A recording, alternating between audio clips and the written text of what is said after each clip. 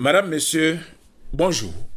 Au moment où tous les regards restent rivés vers Yamoussoukro, où sont prévues pour se dérouler les festivités marquant les 62 ans de l'indépendance de notre pays, chacun s'affaire à son niveau pour ne pas rater l'événement.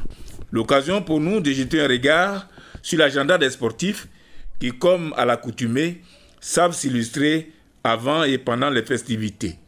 Pour tenir compte du contexte global de l'organisation de la CAN 2023, légèrement décalée de quelques mois, la ville de Yamoussoukro, faisant partie des 5 localités choisies pour abriter les Jeux, sera, à la faveur de la célébration de l'indépendance, le théâtre d'une parade des sportifs aux couleurs de la CAN 2023. Les différentes structures ayant en charge l'organisation de la CAN vont sillonner les principales artères de la ville, en guise de promotion, de vulgarisation de ce grand événement sportif que s'apprête à vivre notre pays. Yamoussoukro qui, rappelons-le, a déjà bénéficié de nouvelles installations, un stade moderne qui n'a rien à envier à ceux qu'on retrouve en Occident. Ce stade qui sera d'ailleurs le théâtre d'un match de gala exceptionnel à l'occasion de cette fête de l'indépendance. Il va abriter, le 6 août, une opposition entre l'équipe nationale locale de football et le Sporting Club de Gagnoua.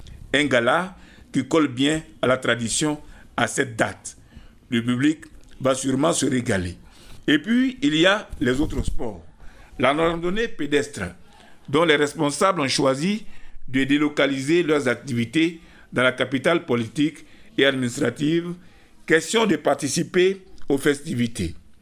Les compétitions sont ouvertes à la masse. Et puis, le cyclisme et le handball, qui ont choisi de rester à Abidjan, mais qui déroulent le Tour de l'indépendance pour la petite reine et qui consacrent aux plus méritants la couronne en Coupe nationale hommes et dames en ce qui concerne le handball. Oui, les sportifs bougent. Dans la perspective de Yamoussoukro 2022, il fait beau vivre de se retrouver dans l'ambiance des fêtes tournantes dont la dernière remonte à Katiola en 1979. Que de souvenirs pour les sportifs, avec notamment les galas du trophée Félix Houphouët-Boigny de la veille.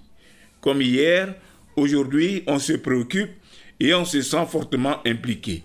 À chacun et à chacune, formulons donc des vœux que la fête soit belle. Juste un avis, Konaté Idriss, à lundi prochain, même heure.